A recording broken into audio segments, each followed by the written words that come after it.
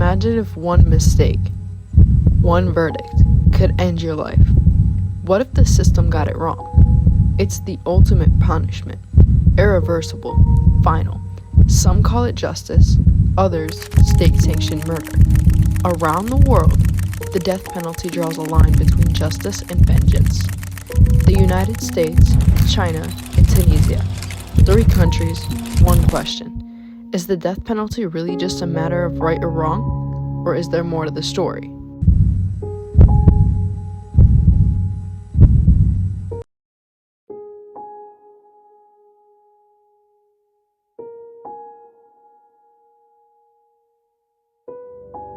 Hello, this is a free call from Donald Grant. an incarcerated individual at Oklahoma State Penitentiary. You may start the conversation now. I always struggled all my life. I had to do what I had to do to live because I don't have no damn food. I ate off the street. I might watch you eat fried chicken or whatever, and you throw away your straps. I would walk up, play it off, have my shoe bend down, take the chicken bone at the bottom and put it in my pocket and eat that shit. Life is kill or be killed. You know, it's a hard knock life. It's a hard knock life.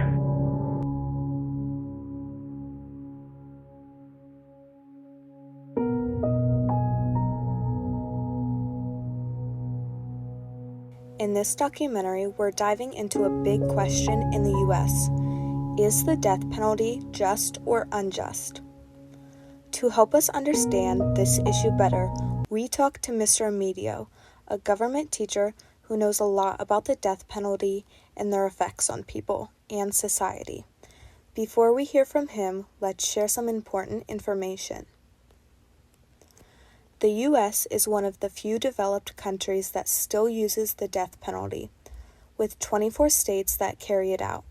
Since 1976, over 1,500 people have been executed. Supporters of the death penalty believe it helps stop crime and gives justice to the victims. However, studies show that the death penalty does not effectively deter crime more than life sentences. Furthermore, there have been numerous cases of wrongful convictions, with at least 185 people on death row being exonerated since 1973. One notable case is that of Anthony Ray Hinton, who spent nearly 30 years on death row in Alabama for crimes he did not commit. Hinton was accused of 2 murders based on unreliable evidence, and despite maintaining his innocence, he was convicted. His case went to the U.S. Supreme Court, which ultimately ruled that he did not receive a fair trial. In 2015, he was finally exonerated and released, highlighting the grave consequences of false accusations and the flaws in the justice system. I want you to know there is a God. As we hear Mr. Amedio's thoughts, think about how the death penalty affects not just the people involved, but also society as a whole. One of the biggest arguments that is used, I think, on the pro side. Can you give some arguments not in favor of the capital? Sure.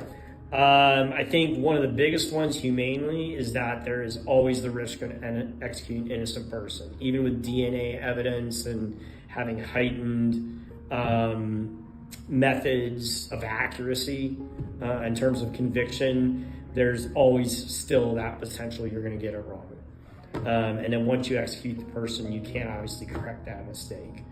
Obviously, violation of right to life, going back to that Universal Declaration of Human Rights. Certain forms are considered cruel and unusual punishment. I mean, the gas chamber was eliminated in the United States, the electric chair as well, because they were viewed as cruel and unusual forms of punishment ultimately. And so, some make the case that lethal injection also could be cruel and unusual. And so there's the deterrent argument is kind of weak. That would be another one. How many people are you really deterring from committing that crime? The data doesn't really support that it's deterring crime. There's certainly especially in the 1970s and before that in the United States, there was a discrimination bias with the use of capital punishment. In fact, there was a period in the 1970s of about 5 years where we stopped the death penalty in the United States because it was being, it was like Georgia versus, I forget what the other party was in that case, but it was in Georgia, and the Supreme Court found that we were arbitrarily issuing the death penalty in a discriminatory fashion in the United States. The states had to come up with a better protocol. China's secrecy and scale. China is believed to be the world's leading executioner, but the exact figures are a state secret. Capital punishment is applied to a wide range of crimes, including economic offenses and drug trafficking. Hi guys, I'm here with Mrs. Belkowski, the Chinese teacher at Jackson High School. Today we're going to be interviewing her about capital punishment for our project.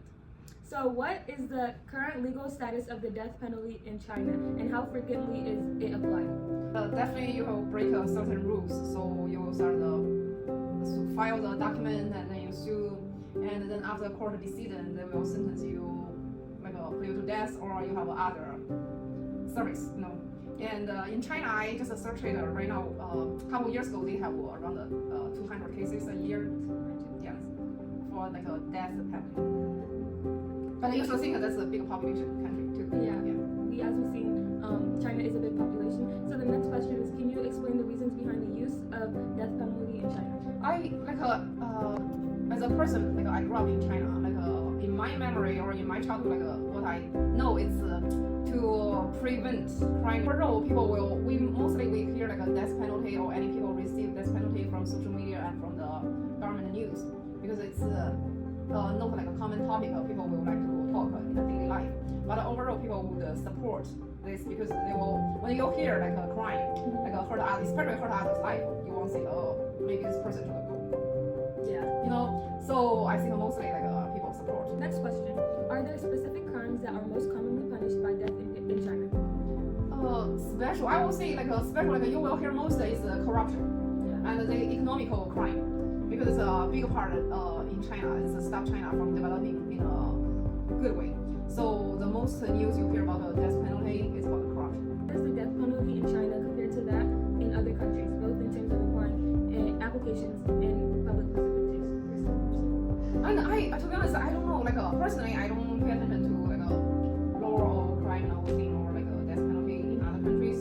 So I don't know how it's going on in other countries. But in China, I feel it's you will hear the number, you will feel scared of so many. But actually, it's not that common compared to when I was young.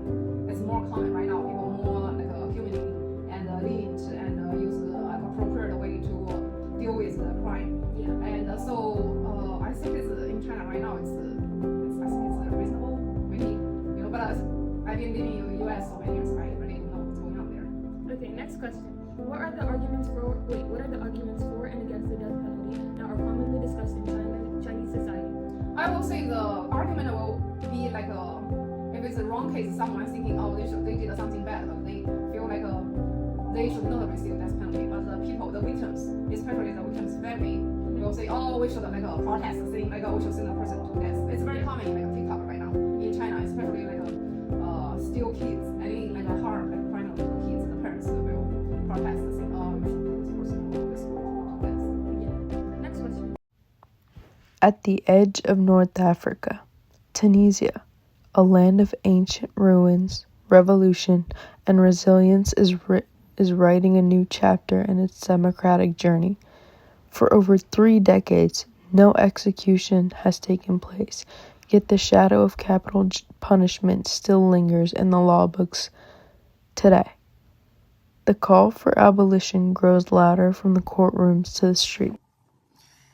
السلام عليكم ورحمة الله تعالى وبركاته. أنا الأستاذ بلال مشري، صاحب مكتب محاماة مشري أند كو. مكتبنا متواجد بتونس، هو تونسي في الأصل، ومتواجدين أيضا في البلدان العربية وفي أوروبا. موضوعنا اليوم حول عقوبة الإعدام في القانون التونسي. هي عقوبة الإعدام منصوص عليها في الفصل 5 من المجلة الجزائية، والفصل 62 من مجلة العقوبات العسكرية، وأيضا في الفصل 29 من قانون الإرهاب لسنة 2015. شنو هو عقوبة الإعدام؟ هي عقوبة أصلية ماسة بالبدن تصيب المحكوم عليه وين؟ في حياته وفي جسده، وهي من أقصى درجات العقوبة في القانون التونسي. الجدل يوقع ومازال يوقع بين دايما رجال القانون ورجال الدين والمدافعين عن حقوق الإنسان، مع العلم اللي عقوبة الإعدام القانون التونسي استمدها من الفقه الإسلامي. في تونس لدينا 21 جريمة بين المجال الجزائية والمجال العسكرية مثل العقوبات العسكرية وقانون الإرهاب. في الجملة عاقب عليها بالإعدام. باش نعطيكم بعض هذه الجرائم، وعلى رأسها جرائم القتل العمد مع سبب القصد، الاغتصاب باستعمال العنف أو السلاح، موقعة أنثى دون سن 10 سنوات، جريمة الاعتداء على الأمن الداخلي والخارجي، جريمة الخيانة العظمى، وجريمة التجسس لأجنبي. أيضا في المجلة العقوبات العسكرية لدينا جريمة الفرار إلى العدو، وجريمة الامتناع عن إطاعة الأمر بالهجوم على العدو، وجريمة الخيانة والتجند والتجسس لصالح العدو، وجريمة نهب المنشآت العسكرية. هذا صور لبعض الجرائم اللي عقوبتها منصوص عليها بالقانون التونسي بالإعدام. لما يخص الإجراءات الآن المتعلقة بإصدار عقوبة الإعدام، نعرف اللي في تونس تصدر الأحكام لأغلبية الأصوات، ولكن في أحكام الإعدام والسجن المؤبد تصدر بأغلبية المينيموم على الأقل 4 أصوات اللي نقصدوا احنا الدائرة القضائية اللي تصدر الحكم بالإعدام. بعد صدور الحكم يحال الملف إلى السيد جرائم عسكري. في جرائم الحق العام الإعدام راهو يكون شنقا، الإعدام يكون شنقا، ولكن المجلة الجزائية ما اعطتش التفاصيل نتاع الإعدام هذا كيفاش. تقول اللي الإعدام ما يصيرش في الأعياد الوطنية والأعياد الدينية والمناسبات ويوم الجمعة، ولكن لدينا المجلة العسكرية تقول اللي الإعدام العسكري يكون رميا بالرصاص، مش بالإعدام شنق، رميا بالرصاص. والسيد وزير الدفاع الوطني هو اللي يقرر مكان الإعدام اللي يصير في العادة في الصباح الباكر، يخرج المحكوم عليه خالي من الرتب العسكرية، يقتدوه، يتم ربطه في عمود، يتم قراءة نص الحكم بحضور أحد أعضاء المحكمة وطبيب شرعي وكاتب المحكمة والمدعي العام، ويتم إغماض عينيه، ويتم تنفيذ الرمي بالرصاص بحضور ضابط و12 جندي، ثم يتم تضمين التنفيذ صلب محضر جلسة يتم حفظه لدى النيابة العمومية. سؤال مهم جدا أيضا فيما يخص إحصائيات أحكام الإعدام التي تم تنفيذها في تونس بعد استقلال مارس 56 إلى يومنا هذا 30 أبريل 2025 تم تنفيذ 135 حكم إعدام تنفيذا فعليا وواقعيا. لما معناها؟ معناها 135 شخص قد أعدموا. باش نعطيكم بعض التفاصيل اللي من 20 مارس 1956 إلى 7 نوفمبر 1987، وهي فترة حكم أول رئيس إلى تونس وهو الزعيم الحبيب بورقيبة، تم إعدام 129 شخص مع استعمال الرئيس لحق العفو في مرتين. الأولى كانت في وضعية راعي أغنام قضيب حديدي على سكة القطار، مما تسبب في انقلاب ذلك القطار، وتم العفو على رأسين. إلى ثانيا تم العفو عن 2 من المحكوم عليهم في قضية انقلاب عام 1963. في فترة البورقيبية تم إعدام 129 شخص. بعد في فترة رئاسية تاع زين العابدين علي بن علي كان تم تنفيذ لحكم الإعدام يوم 17 نوفمبر 1990، ثم نفذ إعدام مرة أخرى في أكتوبر 1991. نفذ الإعدام في 3 أشخاص على خلفية أحداث باب سويقة، و2 أشخاص أخرين زادة تم تنفيذ الإعدام فيهم من أجل جريمة حرق حارس مقر الحزب السياسي السابق. سؤال يتطرح: هل مازال تنفيذ الإعدام على مستوى الواقع والفعل في تونس؟ لا، آخر حكم إعدام نفذ واقعيا في تونس كان يوم 17 نوفمبر 1991 في ملف سفاح نابل الناصر الدمرجي الذي اغتصب وقتل 14 طفل. هذا كان آخر حكم في الإعدام نفذ في تونس. بعد 17 نوفمبر 91 وبقرار سياسي لم ينفذ حتى حكم، معناها يصدر الحكم بالإعدام قانونا ولكن واقعيا وفعليا وتنفيذيا لا ينفذ. يبقى المحكوم عليه بالإعدام مسجونا مدى الحياة أو لمدة معينة.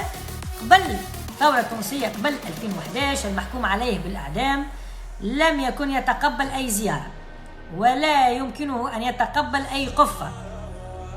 بعد 2011 وزارة العدل قررت تمكن المحكوم عليهم بالإعدام من زيارة، معناها يجيوهم يتقبلوا زيارة أقارب حسب القانون ويقبلوا زاد القفة متاعهم.